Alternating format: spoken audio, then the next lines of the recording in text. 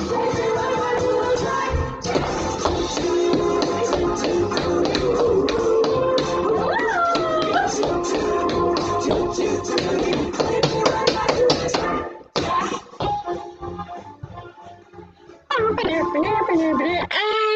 welcome to Olivia's Money Show, episode 6.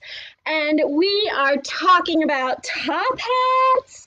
I don't know how long I can keep this on, and I think I wore enough polka dots. We are talking about all things Biznatch.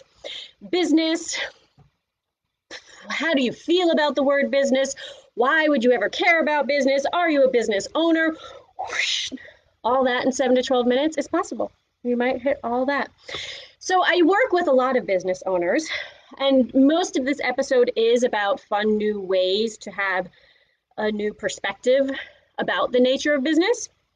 But in addition, I want to take a moment to address the times when people are uncomfortable with the idea of business, the word business, sales, marketing.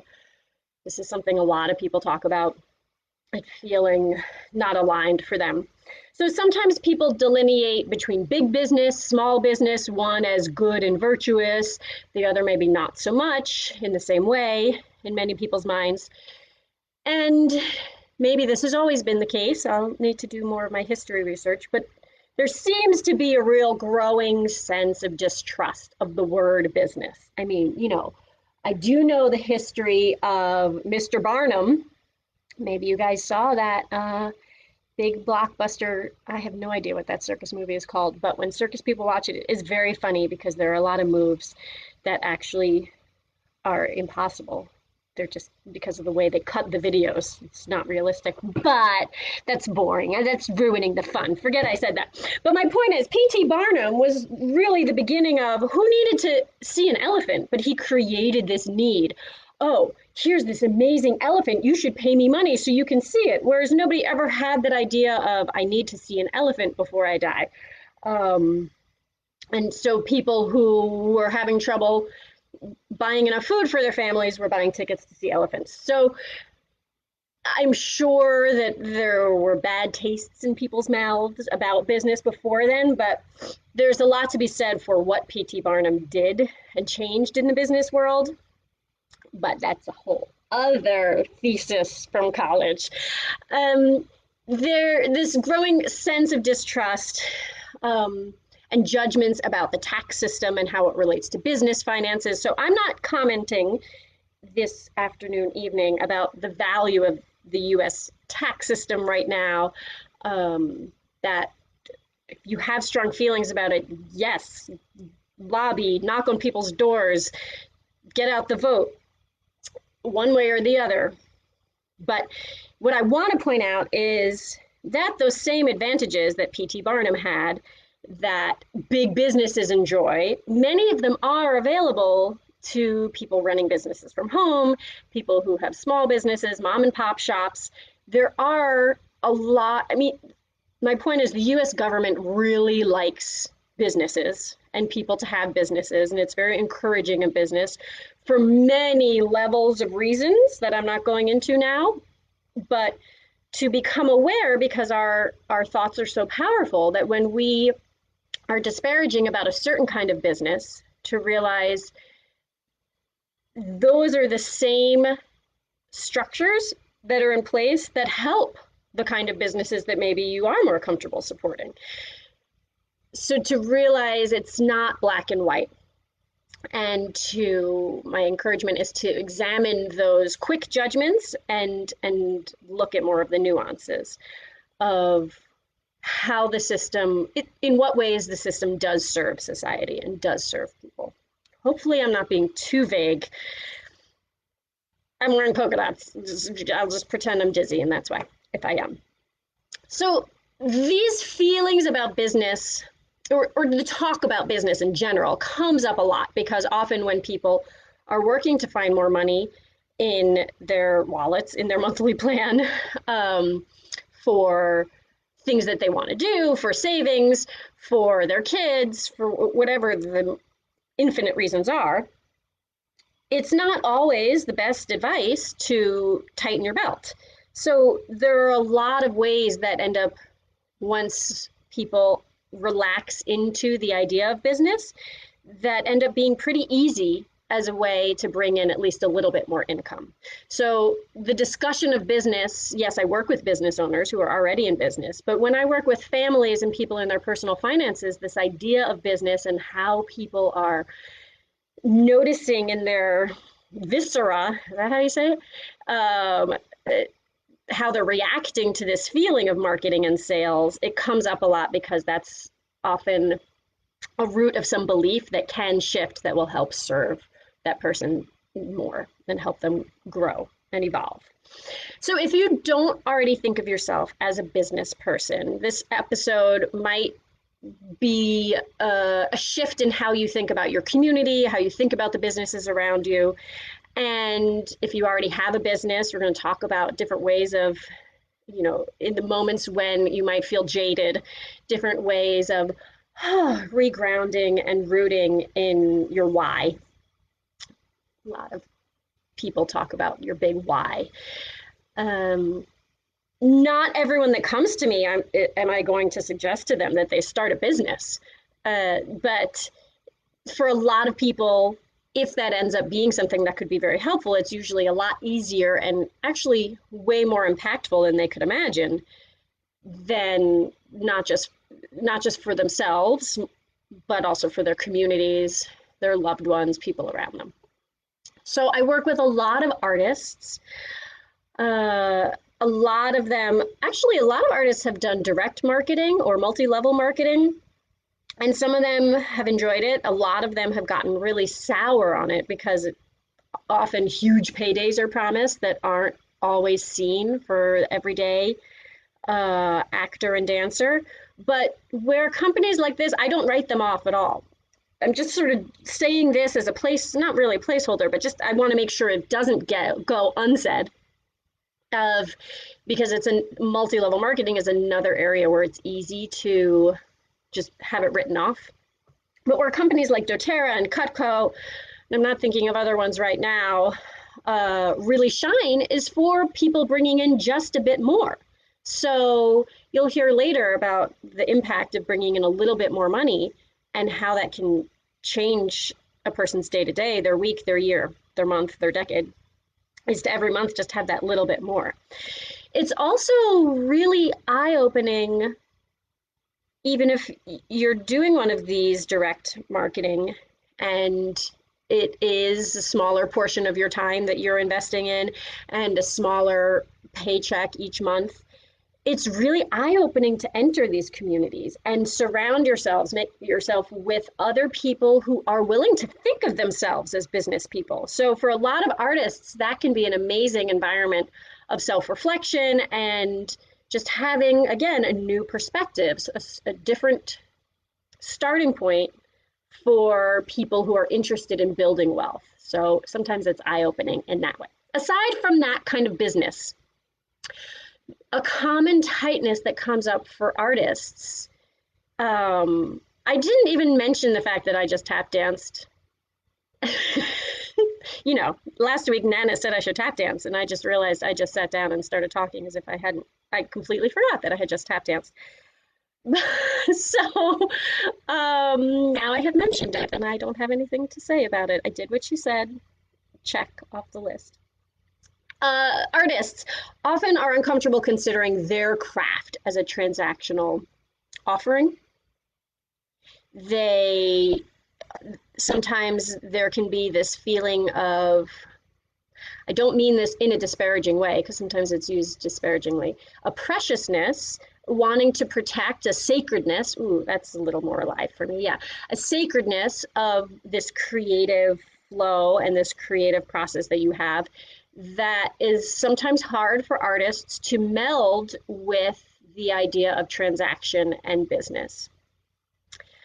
Another way that sometimes people get into business, or another avenue, people who aren't artists, a lot of people who want to build community, and they have a skill set that would help them do that, but they're afraid that declaring their offering as a business, it's going to get too hard or it'll be too overwhelming.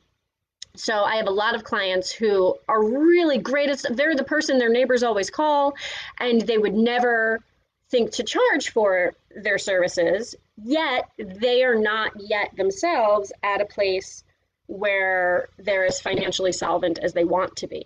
And so there's a disconnect between how they're spending their energy. I'm not discounting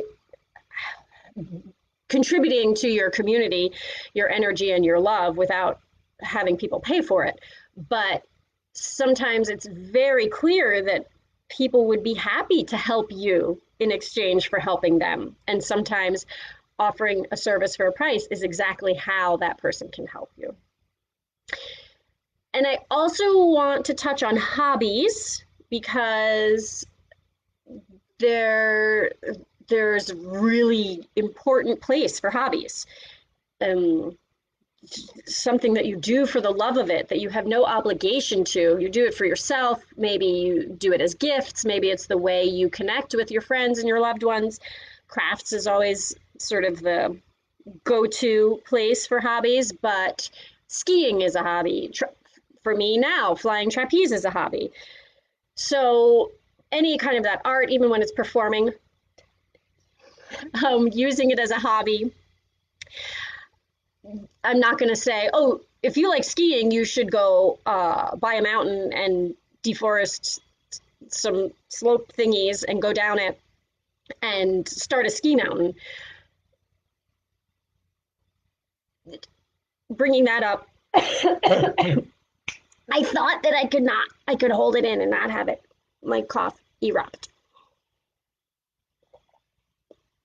So I'm not saying just because you love skiing, you should turn it into a business. I want to say that often that's a quick, unsolicited advice from people who are trying to help you in life. Oh, you should sell those or you should do that.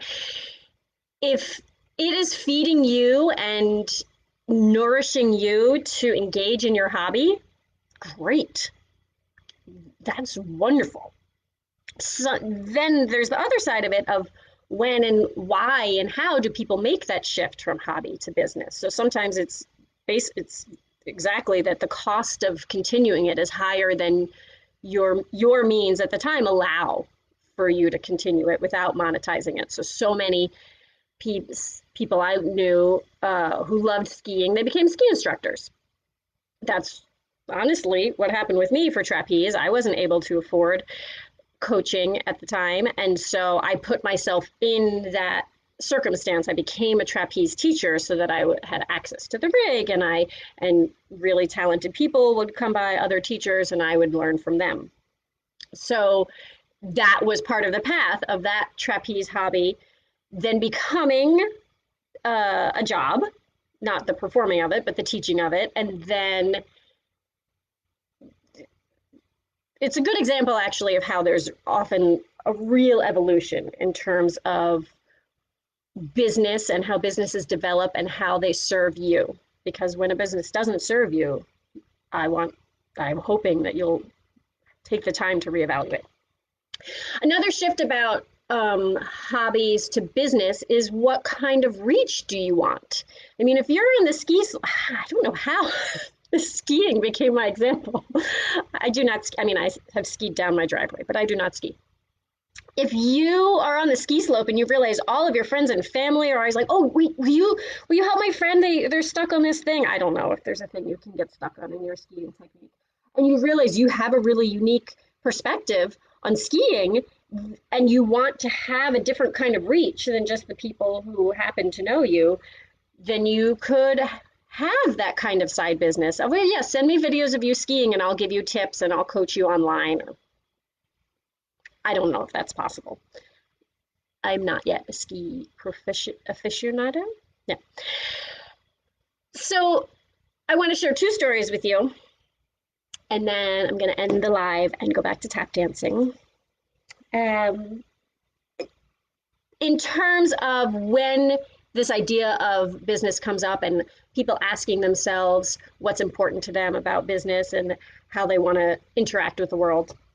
In one of my free savings class, there was a woman who was really had put a lot of time into her art business, selling commissions, and it had been I mean, we found out later as there was more talking, it had been a big leap for her, a big growth process for her to call her art a business. So she had already done all that inner work and she had gotten herself there and she was really focusing on her art business. And she was listening to me go on and on about how to structure savings and why savings is important and how to prioritize savings. And she raised her little Zoom hand and she said, "This all sounds great, Olivia, but this isn't possible for me. There is no extra money that can go into savings." And through talking, and I think through her feeling heard in that, there were other people on the call, so there was this sense of community. Suddenly this light bulb went on for her and she said, "Oh wait, I'm dog sitting this weekend. I'm going to take that money and put it into, I'm going to start a savings account." And she dog sat or walked dogs maybe every couple of months, but she had never thought of that. Yes, she always was getting paid for it, but she had never thought of that as one of her businesses. So sometimes I dare people to think about how many businesses can you see as possible just out of your everyday life? What's already happening that someone could think of as a business? Not that you necessarily have to, but it sometimes shifts your perspective of, oh, this is a skill or something I love to do. For example, you could not pay me enough money to walk a dog. I mean, I think I could think of, if there were 3 zeros involved, maybe I would walk a dog, but I'm scared of dogs. Did I just come out and say that? Did. So, for example, that's not a skill or an offering that I have to share with the world. But if that is natural for you and it serves a need for other people, that is what a business is. Yes, focus is very helpful in life. So I'm not saying go run 12 businesses. Eventually, maybe someone would have great success with that. But in terms of focusing your energy and time, I'm not saying that's the goal, but a lot of people come to money coaching because they have a desire for more financial freedom. And these different ways of thinking of businesses are some of the stepping stones toward that financial freedom. One thing I want to make sure to say is it's such an obnoxious phrase. Don't quit your day job. Ugh, every time you no, I don't know about your singing. I'm sure you have beautiful singing voices. Often when I sing, people actually say, "Don't quit your day job," which I find very rude and has challenged me to prove everyone wrong by the time I'm 54. I am developing a lovely singing voice, I declare. Any of these ideas about a job, really the general rule is you don't quit your day job until your own business is exceeding the income that your day job is building. And having that part-time or that full-time day job, night job, I don't know, you could work overnights, I don't know your schedule, then that also is another stepping stone to financial freedom, of having that security and then finding the time and the energy to develop something else, that little bit more every month. So final story about a client and just the way I like an idea I love about business. So this client is an artist. He has a part-time job. He's building up income on commission art pieces, and he has just started taking 1 or 2 shifts a week at this diner. So it's this awesome new little community diner. It matches his values. And sometimes he says, "Yeah, it was tiring. You know, being a server is tiring," but it feeds his soul to be in that environment. And it all started because he had made a commitment to himself that everything he makes in tips is going straight to savings. So it was supposed to be a temporary thing. Great, I'm going to make a little extra money and jumpstart my savings. But he found that he really loves it. And so why does he love it? The owner of this diner had an entire community ethos that she built this diner around, and a vision for starting this company. And now this physical space, this incorporated business, is a vehicle for building community along the lines of that her heart envisioned. and actual real life people get to enter the space and then be influenced by her vision, and then each other's visions are the energy of each guest is influencing everyone else. So this is an example about how a business really is an extension of someone's perspective in life, how a business can connect the business owner's vision to other people who might want and be hungry for, okay, that was a food metaphor, but not only hungry for the nourishment that you're offering. So I think of business as a very creative enterprise. Too many puns. Of a very creative endeavor, because it is this real declaration of how you're expressing yourself and then making that decision that you are going to connect to the wider world. You hang out your proverbial sign. It could be advertising or social media posts or sending an email to your friends. Hey, I'll be a dog walker. But that declaration that you are inviting people who need exactly what you want to do, they need it in their lives, and they get to express it in exactly their own creative way. So that's the finale of episode 6, and how business can be a very creative expression. And I will not tap my way out, but I will let you see a close-up of the earrings my sister-in-law gave me. That's a great way to end. Okay. Bye all.